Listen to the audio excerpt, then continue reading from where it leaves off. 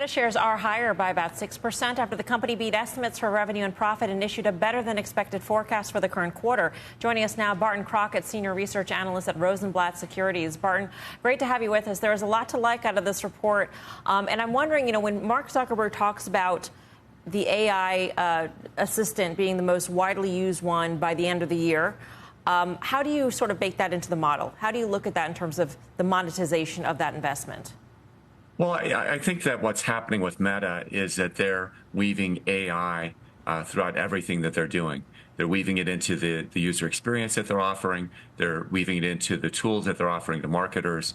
They're weaving it into a series of kind of new tools that they're going to offer to businesses to help them interact with their consumers. And so what that is really just a statement of core capability. That's the foundation that they're building upon. And it's impressive. I mean, they introduced this in April, and the fact that it's ramped so much, I think really kind of supports what we're seeing in the business, which is that they're in AI, they're for real. And they're really out in front of, I think, just about everyone in using AI to re-engineer their business and to make it a better business. Right. It's not just an investment. They're actually getting the return on investment, which investors were really so hungry for in terms of evidence in this quarter for all the big tech companies. What was stunning also was 1 million plus advertisers are using Gen AI tools in just this month, and that's about 10% of the advertising base. How do you sort of extrapolate that in the future, and how does this impact your view of Alphabet's ad business or Amazon's ad business?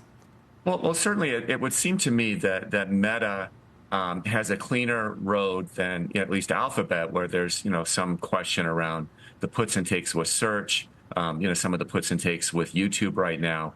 With Meta, it is a pretty pure read, which is they're ramping up something that's impressive, and it's still early days. I mean, they only have about 1 million of their advertising base, which is over 12 million, actually using these new tools that they've begun rolling out. They say that with their tools, they can do a better job of selecting the audience that a marketer wants to reach than a marketer can themselves. And they're aspiring to get to the point soon when they can do a better job of designing the campaign that a marketer wants to put up right now with images, maybe in the future with video. Truly a one-stop kind of auto robo shop for marketing. That's the future for Meta, and they're just getting started. Zuckerberg on the conference call also mentioned the ability in the future, down the road, for advertisers to actually generate creative, so the content side of the ad, using AI tools. How far off do you think that is, and how does that revolutionize what they offer right now? Well, I think it's something that is already here to a degree. I mean, you're already able to use AI to design images. You can upload images and video, and their AI can select which one is the best for the marketing campaign. Right now, they're doing that. I think it's targeted really most effectively right now at some of the smaller marketers and for kind of images. But I think over time, larger marketers, video, more sophistication. So the future is starting now, and it's going to become more profound in coming weeks and months and years.